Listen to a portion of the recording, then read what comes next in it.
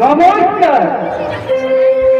শ্রী শ্রী পরম পুরুষ ঠাকুর রামকৃষ্ণদেবের আশীর্বাদ মাথায় নিয়ে শুরু করছি আজকের যাত্রা বলা বিরাটের সর্বজন্য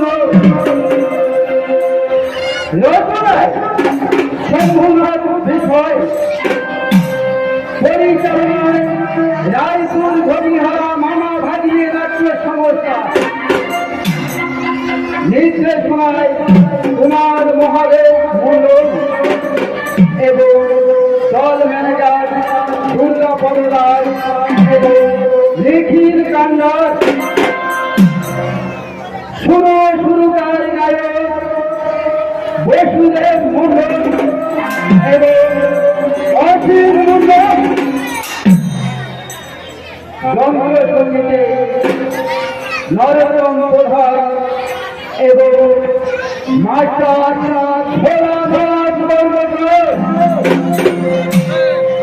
এই বিরাটের যাত্রা পালার পূর্বে দেখতে পাচ্ছেন 40 মিনিট দাবি এক ঘরে ভয়ঙ্কর রঙিন গীতিনাট্য গাম্ভা পূর্ব এবং মহিষাসুর দমন।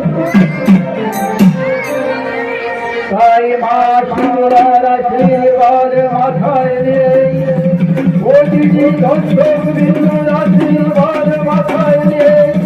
শুরু করছি এক ভয়ে ভয়ঙ্কর রঙিন গীতিনাট্য গাম্ভা পূর্ব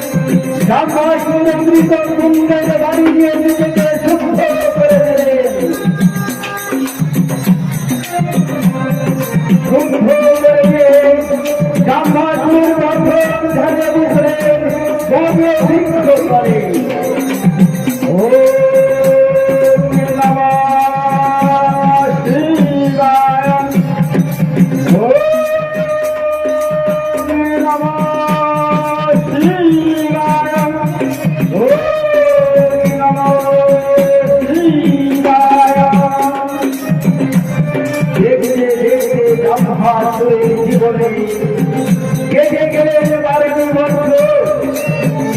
12 বছর পরে দেবাদিদের কৈলাসে না থাকতে দেয় জাম্বাসুরকে বর্তমান করতে চলে।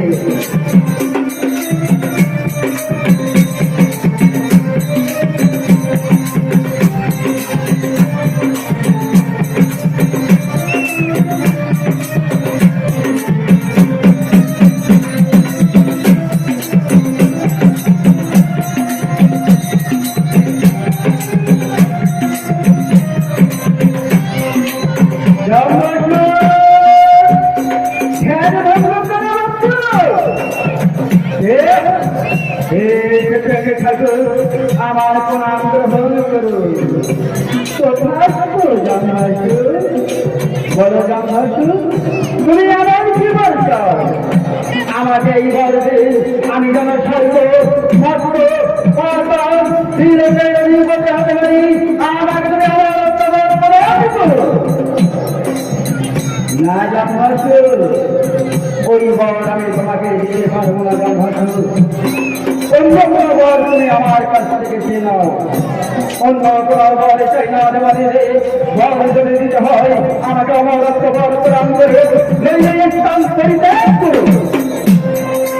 এই কথা শুনবার পর দেবানি কৈলাসে ফিরে জামহাসুর স্বর্গের মাঠে ঘুরতে থাকলে অমরত্ব বর পাওয়ার জন্য।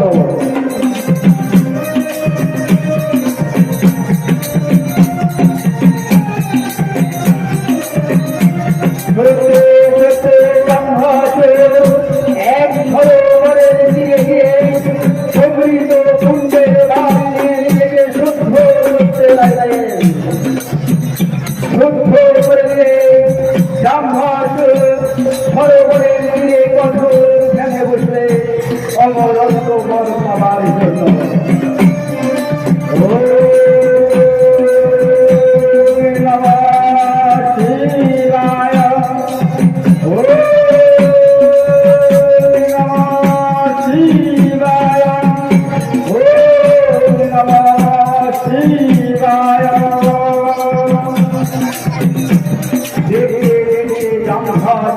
জীবনে কেটে গেলেন আরো 12 বছর।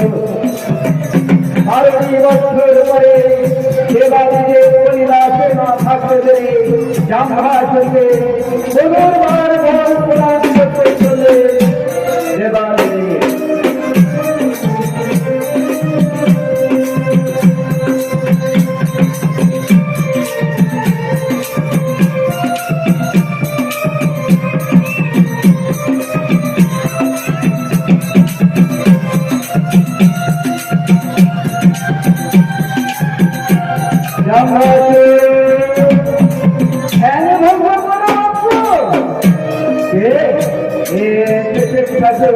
তুমি আমার প্রণাম গ্রহণ করো।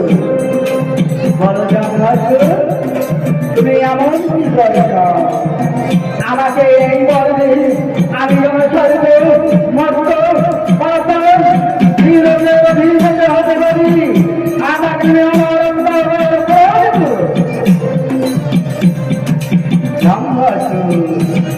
ওই বর আমি তোমাকে দিতে পারবো না জামহাসুর।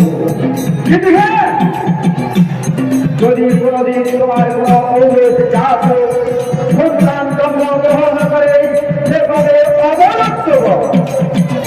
এই কথা শুনবার পর জামহাসুর স্বর্গের মাঝে মনের আনন্দে অর্থ হাসি হাসতে লাগলেন। আমার এই অনুষ্ঠিতা প্রশংসা জন্মগ্রহণ করতে সেবারে অমরত্ব বর আমার তো স্বর্গের মাঝে ঠাকুর, তাই তুমি আমার সর্বসহস্র প্রণাম গ্রহণ করো। তোমার মনের বাসনা পূর্ণ হোক, এই বলে দেবাদেবী কৈলাসে ফিরে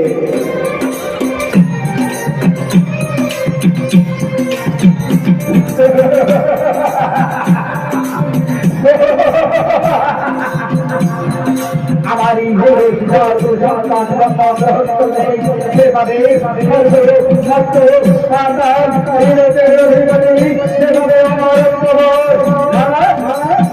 আমাকে কেমন করে হোক না কেন আমার সন্তানের জন্ম দিতেই হবে।